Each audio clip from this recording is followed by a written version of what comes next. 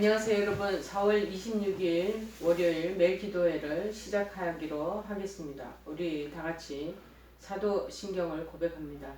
전능하사 천지를 만드신 하나님 아버지를 내가 믿사오며 그 외아들 우리 주 예수 그리스도를 믿사오니 이는 성령으로 잉태하사 동정녀 마리아에게 나시고 본디오 빌라도에게 고난을 받으사 십자가에 못 박혀 죽으시고 장사한 지 사흘 만에 죽은 자 가운데서 다시 살아나시며 하늘에 오르사 전능하신 하나님 우편에 앉아 계시다가 저리로서 산 자와 죽은 자를 심판하러 오시리라. 성령을 믿사오며 거룩한 공예와 성도가 서로 교통하는 것과 죄를 사하여 주시는 것과 몸이 다시 사는 것과 영원히 사는 것을 믿사옵나이다. 아멘. 오늘 하나님께서 저희들에게 주시는 말씀은 신약성경 에베소서 3장 1절에서 7절 말씀을 보시겠습니다. 에베소서 3장 1절에서 7절까지의 말씀입니다. 제가 가지고 있는 성경책은 312쪽입니다. 자, 다 찾으신 줄 알고 제가 봉독해 드리겠습니다.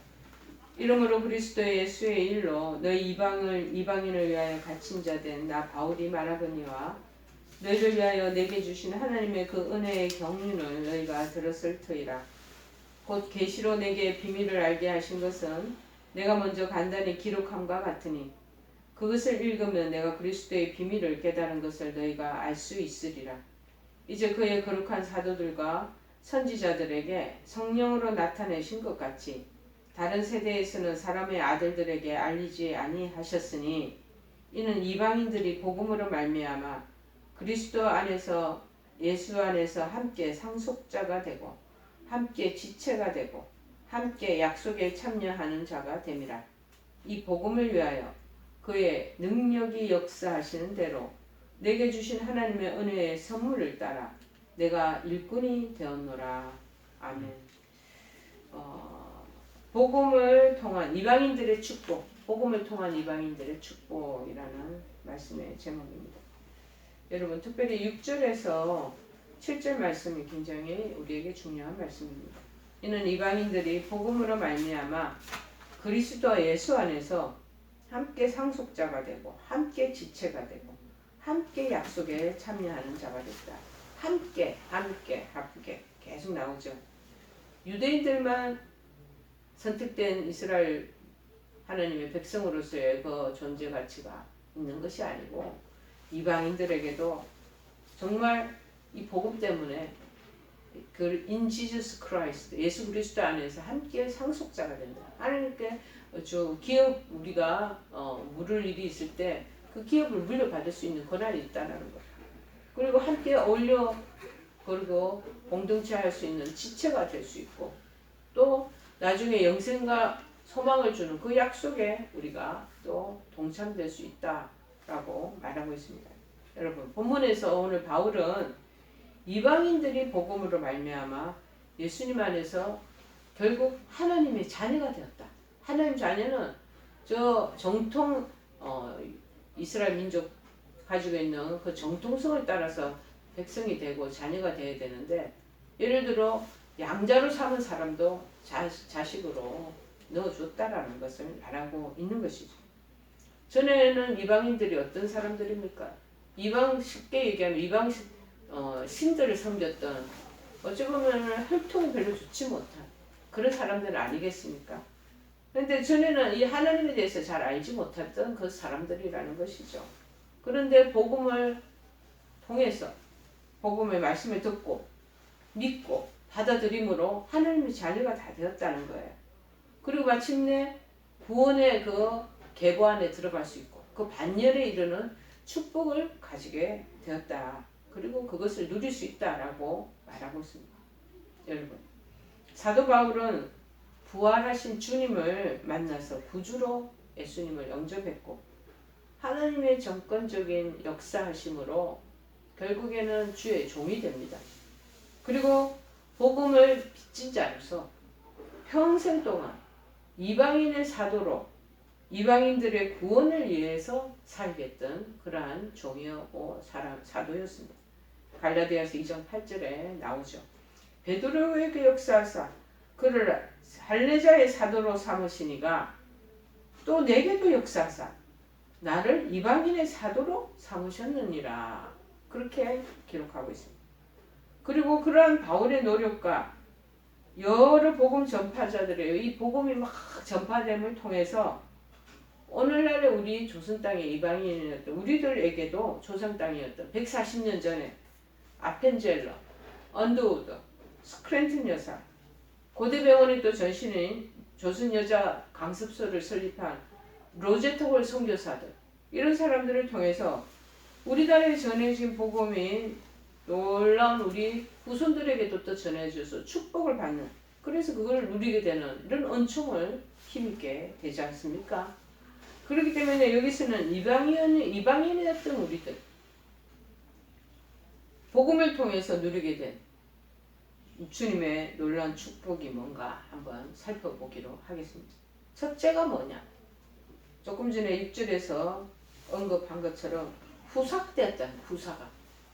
먼저 이방인들은 복음으로 말미암아 하나님 나라의 기업을 이을 하나님의 상속자가 됐다. 우리가 감히. 이방 사람은 자격도 없어요. 그리고 그 부분에 대한 혈통에 대한 그런 진가도 없습니다. 그럼에도 불구하고 이 복음은 모든 사람에게 공평한 거예요. 그래서 하나님의 자녀로, 하나님의 백성으로 그런 은총을 힘있게 했다라는 것이죠. 자, 8장 로마서 8장 17절에도 이렇게 기록되어 있습니다. 자녀이면 또한 상속자, 곧 하나님의 상속자요.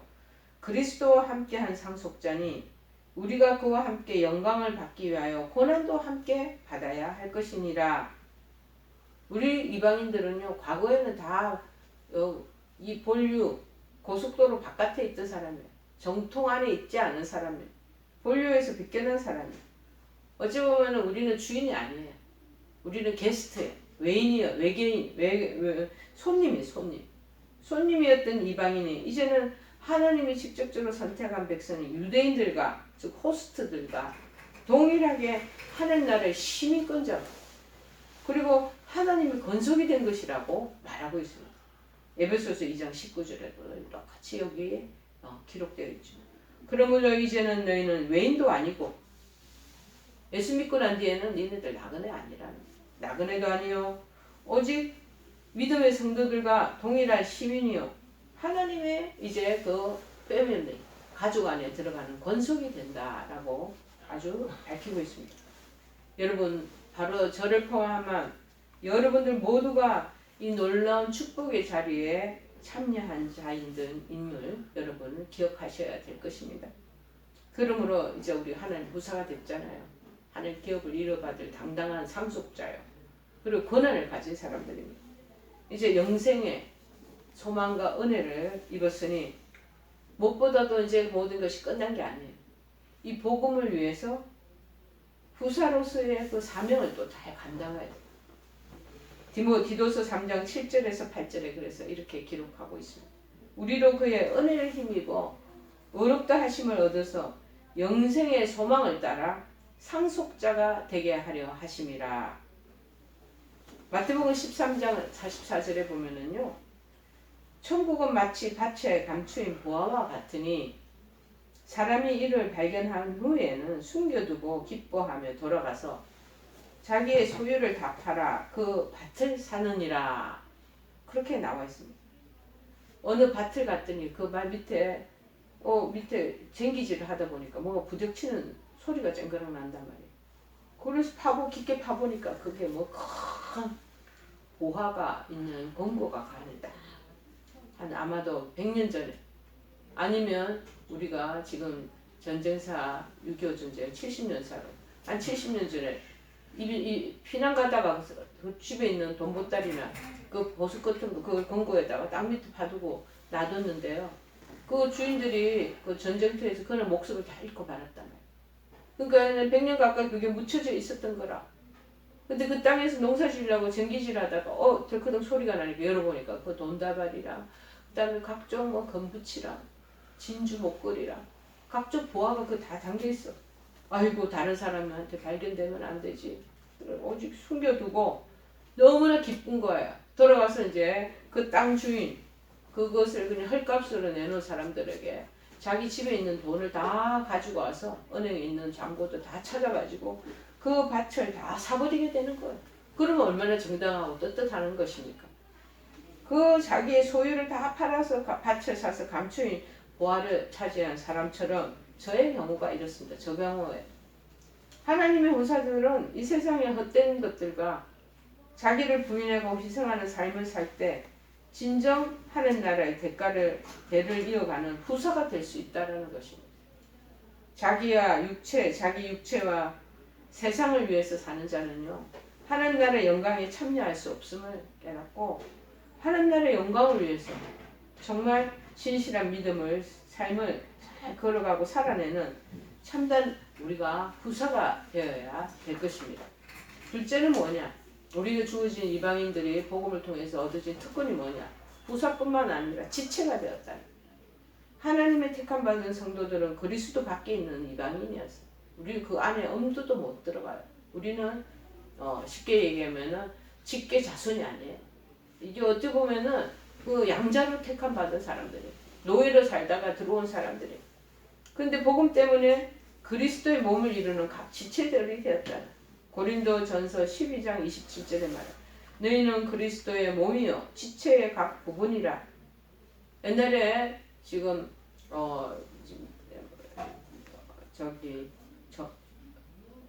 고기를 팔고 그 다음에 그 정육점 모든 이런 일들을 하는 사람을 백정이라고 해서 이 동물 고기를 취급하는 사람들 굉장히 하찮은 천민진급으로 옛날에 우리 조선시대 또 구한말 시대까지는 그랬었습니다. 그런데 이분들이 복음을 받아들이고 결국에는 그 양반과 천민과의 차별이 없어지는 그런 일들을 맞이하게 되거든요. 그런데 그 교회에 들어오면 이상하게 그 옛날에 자기가 양반임내 했던 사람들이 이 천민 격으가 있던 백정들이 들어오는 걸 너무나 싫어하는 그런 일들이 초창기에는 있었습니다. 그런데 그 안에 교회 안에 들어가면 백정도 결국은 대장간이 그 대장장이들도 똑같이 하는 나라의 지체고 후사가 되는 거예요. 교회 멤버가 된다라는 소리죠. 그래서 그리스도 몸 그러니까 교회의 일부가 돼서 하나님을 똑같이 섬기고 하나님 안에서 복된 삶을 살아가는 영광을 누리게 된 것입니다. 우리 모두 하나님의 주님의 지체된 사람들입니다. 우리는 그리스도 안에서 서로 연합하고 그리고 무엇보다도 각 지체들을 또 보살펴주고 사랑을 베풀며 살아가야 되는 그런 존재들이라는 분쟁이 없이 마음을 같이 하고 돌아보는 일을 자꾸 서로 살펴주고 위로하고 격려하고 하는 일들을 해나가야 된다는 거예요. 그래야지 그리스도의 몸인 교회가 신앙 공동체가 온전히 세워진다는 것입니다. 그래서 고린도전서 12장 25절에 이렇게 기록되어 있습니다. 몸 가운데에서는 분쟁이 없고 오직 여러 지체가 서로 같이 돌보게 하였느니라. 특히 그리스도의 몸을 함께 이루는 지체로의 성도들이 경계해야 할 것이 있습니다. 이기적인 마음, 정욕적인 그런 마음, 육신의 일들을 도모하는 거 다 내버려놔야 돼요. 교회 안에서는 세상하고의 그 물의 흐름이 틀리다는 것을 인지하고 그렇게 지내야 됩니다. 그래서 성결해야 되는 거예요. 주님의 몸을 더럽히지 않기 위해서 이전에 예수님 믿기 전에 그렇게 살아왔던 육신적인 이방인의 일들이 있어요. 뭐냐면은 음란과 악한 정욕과 탐욕 다 버려야 돼요. 그리고 오직 성령을 쫓아 살아가는 사람이 되어야 돼요.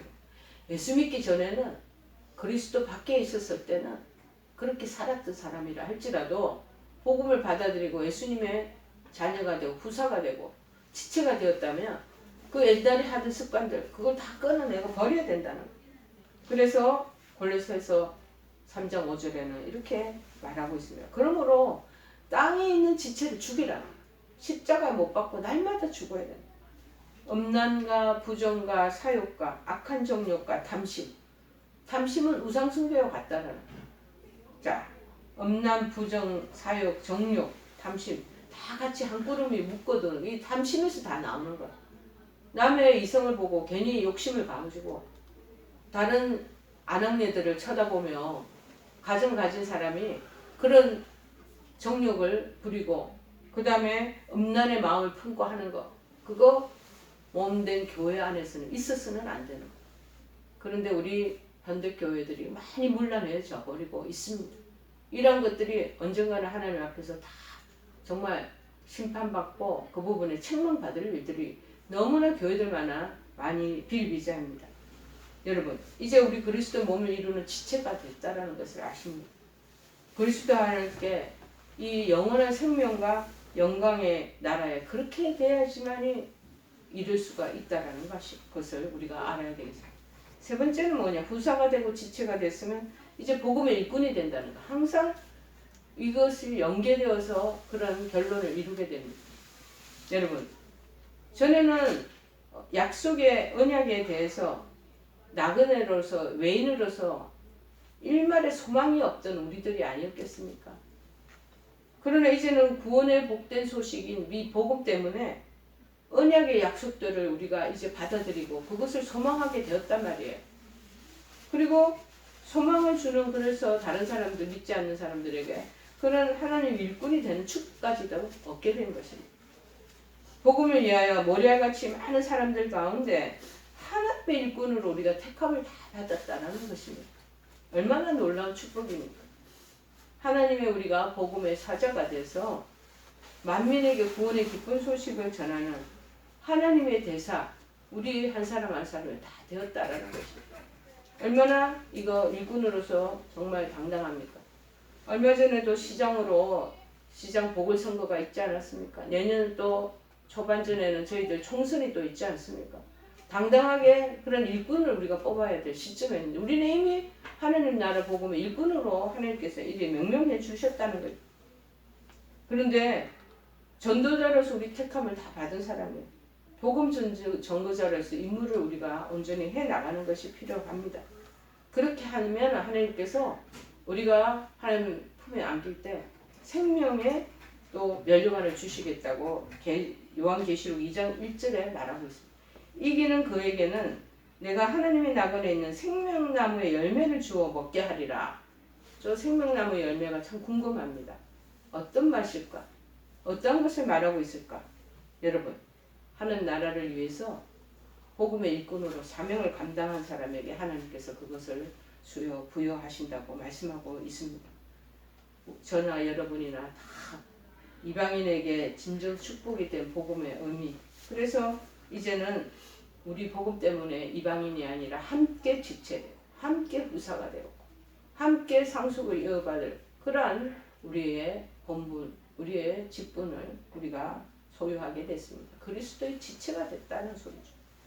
우리가 무엇보다 복음의 증거를 하는 일꾼이 되는 축복을 가지는 저희들이 되기를 바랍니다. 복음의 이 귀한 축복을 받아서 누릴 만한 자가 못 되는 제약된 사람의 아들들이었고 우리가 이방인이었다라는 것을 잊지 마시고 이 정통적인 가문의 계열에 들어왔으면 가문의 계열의 후사로서의 역할들을 감당해 나가는 저와 여러분 되시기를 바랍니다. 우리 찬송가 488장 찬송하시겠습니다. 찬창하죠. 이 복의 소망 무언가 우리 주 예수 뿐일세. 우리 주 예수 밖에는 믿으리 아주 없도다. 주 나의 반석이시니 그 위에 내가 서리라. 그 위에 내가 서리라. 무섭게 바람 부는 밤 물결이 높이 설렐 때 우리 주 크신 은혜의 소망에 닻을 주리라. 주 나의 반석이시니 그 위에 내가 서리라. 그 위에 내가 서리라. 우리 다 같이 주기도문으로 매일 기도회를 마치기로 하겠습니다. 하늘에 계신 우리 아버지여, 이름이 거룩히 여김을 받으시오며 나라의 마옵시며 뜻이 하늘에서 이룬 것 같이 땅에서도 이루어지이다. 오늘날 우리에게 일용할 양식을 주옵시고 우리가 우리에게 죄 지은 자를 사하여 준 것 같이 우리의 죄를 사하여 주옵시고 우리를 시험에 들게 하지 마옵시고 다만 악에서 구하옵소서. 대개 나라와 권세와 영광이 아버지께 영원히 있사옵나이다. 아멘.